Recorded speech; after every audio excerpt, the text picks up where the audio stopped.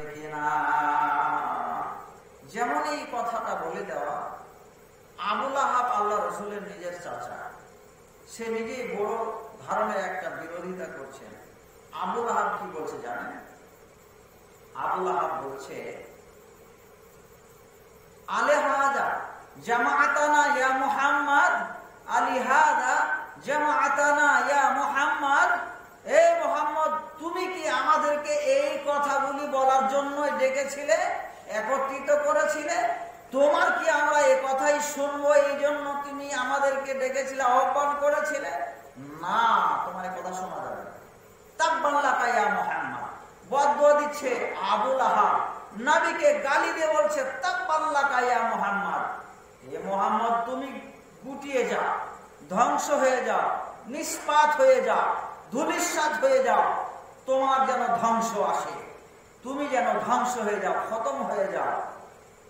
এই বলে বদদুয়া দিচ্ছে আর গালি দিচ্ছে কে? আবু লাহাব।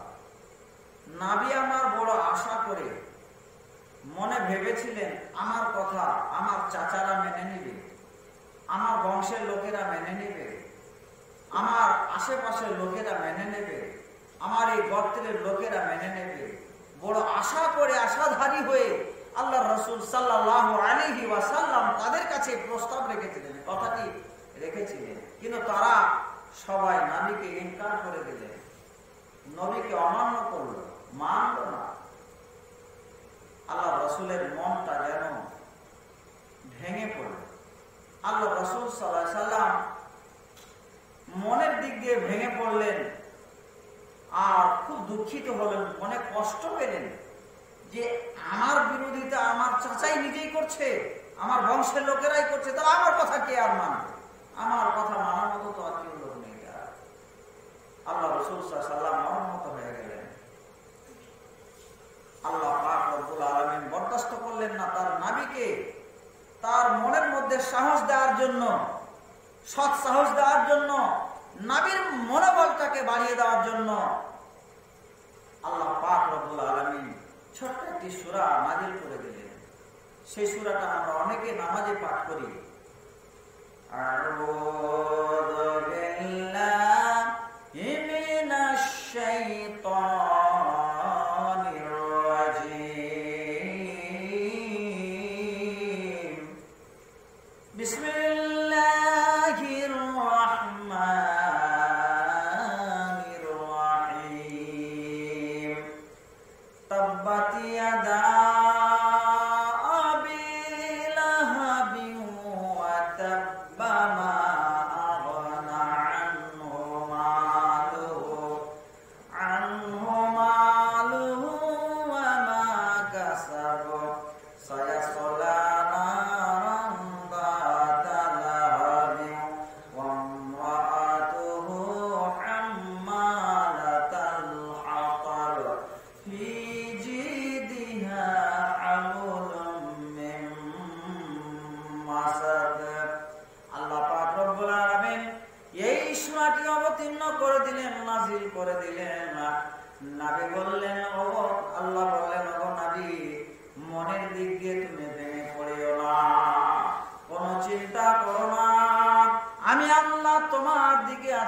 তোমার পাশে আছি, তুমি কোন চিন্তা করো না।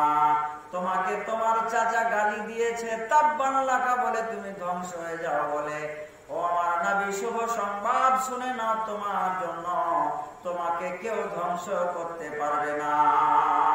বরং যে কথা বলেছে তোমাকে তোমার চাচা আবু লাহাব যে গালি দিয়েছে, সে আবু লাহাবের হাত যেন ধ্বংস হয়ে যাক, গুটিয়ে যাক, মাটিতে মিশিয়ে যাক এবং সে নিজে ধ্বংস হয়ে যাক।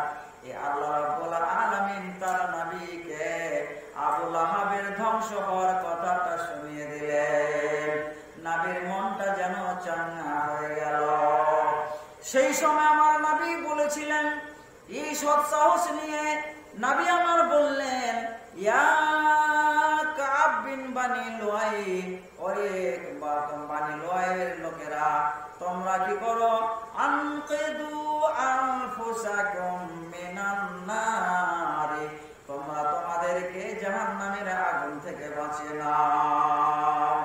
ইয়া বানি হাশিম, ওরে বানু হাশিমের খানদানের লোকেরা, বংশের লোকেরা, আনকিযু আনফুসাকুম মিনান নারে, তোমরা তোমাদেরকে জাহান্নামের আগুন থেকে বাঁচিয়ে নাও। এবং আল্লাহর নবী তার নিজের পরিবারকে, হযরতে ফাতেমা রাদিয়াল্লাহু তাআলা আনহাকে, তার কলেজার টুকরা, তার ছোট মেয়ে, স্নেহের মেয়েকে ফাতেমাকে বললেন সম্বোধন করে, ওরে ফাতেমা, আয়া ফাতেমা, তো আনকিযি নাফসাকি মিনান নার, তুমি তোমাকে জাহান্নামের আগুন থেকে বাঁচিয়ে নাও। এই কথা আল্লাহ রাসূল সাল্লাল্লাহু আলাইহি ওয়াসাল্লাম বলেন। বুখারী শরীফের হাদিস স্পষ্ট ভাবে আছে। বিরাদার ইসলাম, তাহলে জাহান্নামের আগুন থেকে বাঁচাতে হবে। জাহান্নাম সম্পর্কে আল্লাহ পাক রব্বুল আলামিন কি বলছেন জানেন?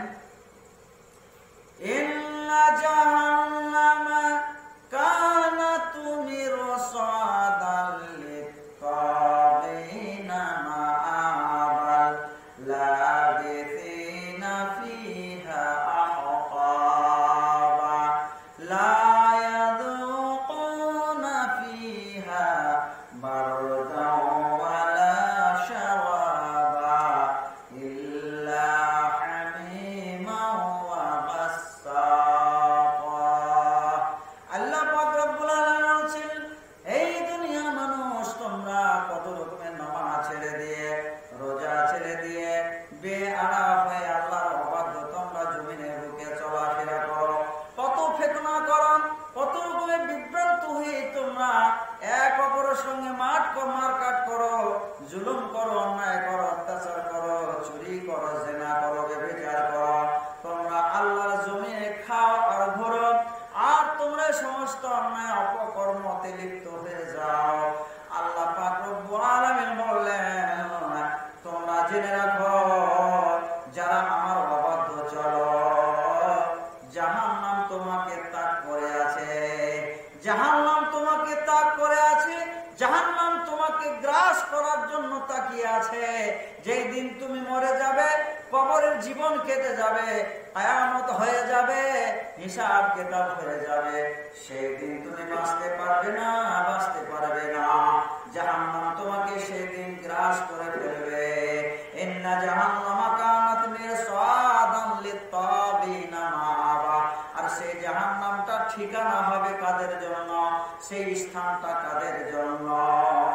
লিত্তাগিনা, যারা গুনাহগার, যারা পাপিষ্টি, পাপাচার, যারা অন্যায় অপকর্ম করে, যারা চুরি করে, জিনা করে, আর যারা নিজের মুখটাকে অন্যায় ভাষা, অশ্লীল ভাষা, অকথ্য ভাষা থেকে নিজের মুখটাকে কন্ট্রোল করতে পারে না, মুখ দিয়ে কত রকমের অন্যায় করে, গুনাহ করে, পাপ করে, হাত দিয়ে কত পাপ করে, পা দিয়ে কত পাপ করে, কথার মাধ্যমে কত পাপ করে, যারা এই ধরনের পাপে জুড়ে যায়, পাপের সীমা থাকে না, এই সমস্ত পাপিষ্টি লোকেদের জন্য জাহান্নাম রয়েছে। আল্লাহ বললেন, সে জাহান্নামটা কেমন হবে? লা ইয়াযুকুনা ফিহা বারদান ওয়ালা শারাবা। সারাটা দিন রোজা রাখলাম, আর রোজা রাখার পরে যখন সূর্য অস্ত চলে গেল, ডুবে গেল, ইফতারের সময় হয়ে গেল, অপেক্ষা করি আল্লাহ কখন সূর্য অস্ত যাবে, কখন সূর্য ডুববে, তাহলে ইফতার করব, ঠান্ডা পানি, ঠান্ডা শরবত পান করব, কলিজাটা ঠান্ডা হয়ে যাবে, নিজের ভেতরটা যেন শান্তি পেয়ে যাব, ঠান্ডা হয়ে যাবে। এইভাবে আমরা আশাধারী হয়ে থাকি। আর যখনই সূর্য অস্ত চলে যায়, ইফতারের সময় হয়ে আসে, ঠান্ডা সুন্দর স্ট্যান্ডার্ড শরবত পান করি, ঠান্ডা পানি পান করে নিজের যেন ভেতরটাকে ঠান্ডা করে নি, জুড়িয়ে নি, মনে যেন শান্তি চলে আসে, তৃপ্তি চলে আসে। আল্লাহ বলছেন, সেই জাহান্নামীরা, যেই জাহান্নামীদেরকে সে জাহান্নামে দেওয়া হবে, লা ইয়াযুকুনা ফিহা বারদাও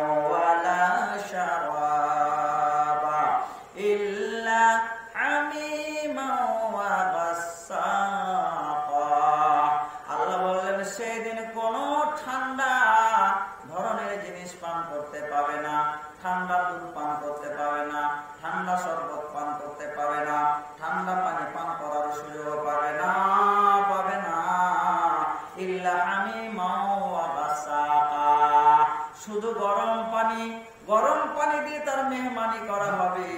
আর এমন কিছু খাদ্য দেওয়া হবে, জাকুমের কাটা খাদ্য হবে।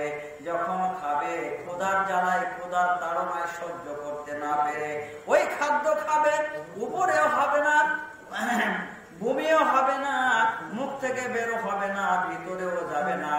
এবার পানির জন্য চিৎকার করবে হাজার হাজার কোটি কোটি বছর ধরে, আল্লাহ পানি দাও, আল্লাহ পানি দাও, আল্লাহ পানি দাও। বরদাস্ত হয় না, সহ্য হয় না। আল্লাহ বলবেন ফারিস্তারাকে, জাহান্নামের ফারিস্তারাকে অর্ডার দেবেন, যাও আমার ফারিস্তারা, যে জাহান্নামীদের রক্ত পুই পানির মতো যে গরম করা হয়, পানি টকবক করে ফুটে, এই পানি কি করা হবে? উত্তপ্ত গরম পানিকে তার মুখে ঢেলে দেওয়া হবে। আর যখন জাহান্নামীর মুখে সেই গরম পানিটা দিয়ে দেওয়া হবে, সঙ্গে সঙ্গে তার খাদ্য সহ নাড়ি ভুড়ি নিয়ে পায়খানার রাস্তা দিয়ে সব কিছু বেরিয়ে যাবে। এরকম জাহান্নামে শাস্তি প্রদান করা হবে। ভাইরা আমার, শাস্তি কাদের জন্য? লিত্তাগীনা মাআবা লাবিসিনা ফিহা আহকাবা, সেইখান থেকে অব্যাহতি পাওয়ার, পরিত্রাণ পাওয়ার কোনো পথ থাকবে না, কোনো রাস্তা থাকবে না, মওত হবে না। সারা জীবন ধরে, যুগ যুগ কাল কাল ধরে, অনন্তকালের জন্য সেই জাহান্নাম আপনাকে ভুগতে হবে, সেই জাহান্নামে যেতে হবে, জাহান্নামে যেতে।